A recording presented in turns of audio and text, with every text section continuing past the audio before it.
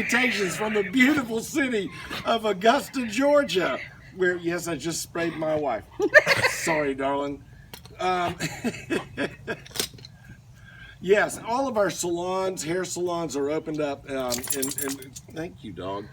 And so you can not look like my old rose bush here. You can actually get a trim if you want to.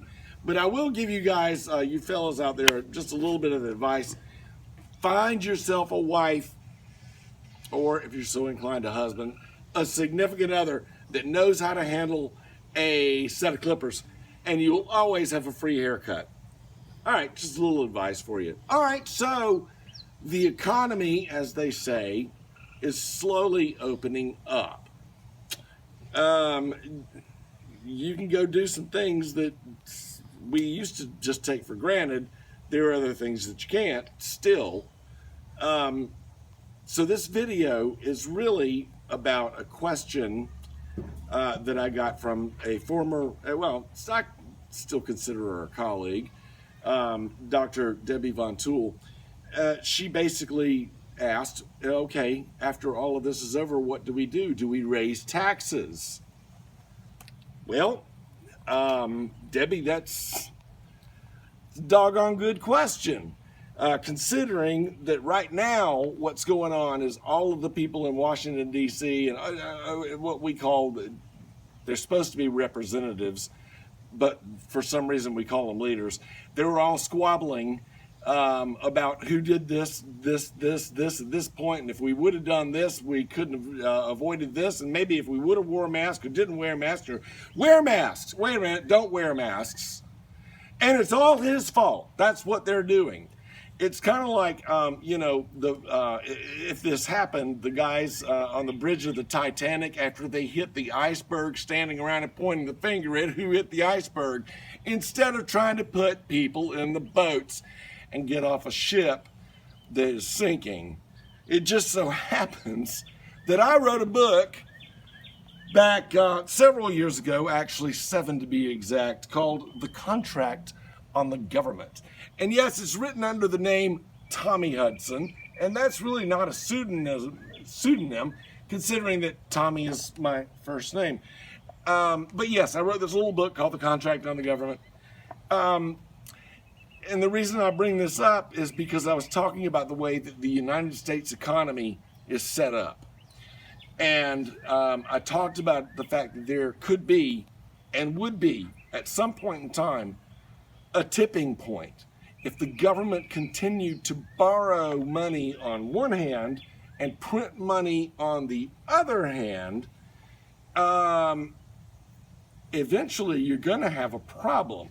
One little hiccup can cause everything to tip over, and that's what's happening.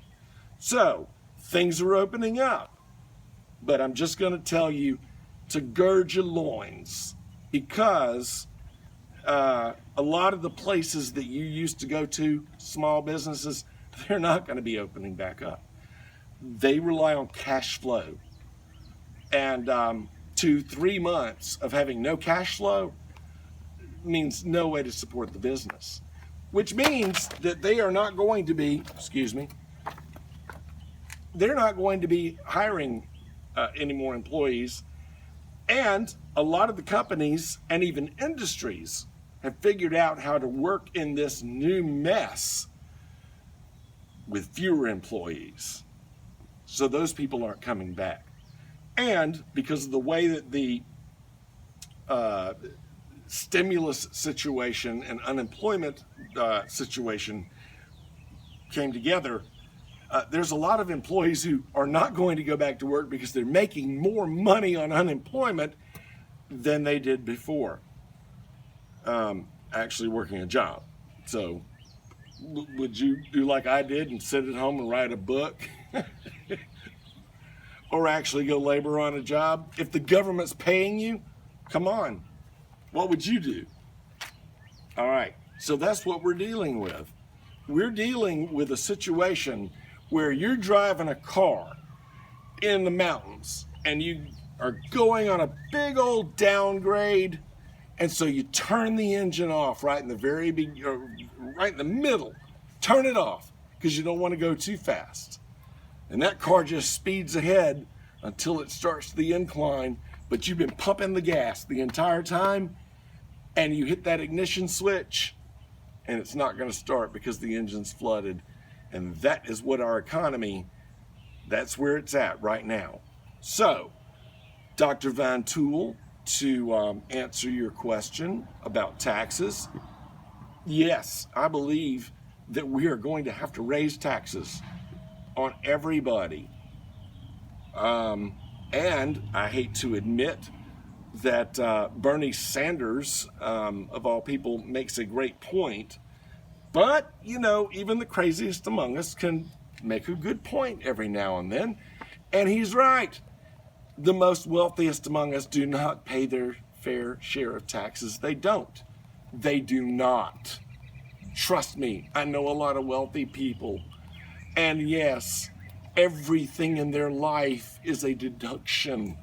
Everything that they do is a deduction at the end of the year because they've got very, very smart accountants who know how to just use the current tax law to make it to where they don't pay a dime. Now, you can fact check me on this if you want to. Amazon, as a company, has not paid taxes in years. Has not paid it in years. So why would you assume that the fellow who runs the company, Mr. Bezos, would pay taxes if his company doesn't? And he's about to make $1 trillion, or he's going to be the first trillionaire, I reckon, in the world. That's what they're saying. No, those folks don't pay their taxes. Now, let's go to the other end of the spectrum. The very poorest among us, they don't pay taxes. Can't get blood out of a turnip. So that leaves, as the English would say, the middling class to handle the burden of all that. Well, with all these businesses closing down, no, we can't. We can't. So therefore, it's time for us to sit back and go, you know, we're in the aftermath of this shit. The ship is not sunk from underneath us yet, but it's going down. Now what do? We do what a guy named Archibald Butt did back in 1912, and that is start throwing the deck chairs off of the Titanic. Now, they're going to hit us with more taxes. They're going to have to. There's no way for them to keep the system the way that it was, with almost in excess of $26 trillion in debt, which is way more than the GDP, the gross domestic product of this country. Can't keep going. But if you cut off the benefits, you're going to see a societal breakdown. So therefore, we're going to have to pay more in taxes, Debbie, you're right. But we need to make it fair.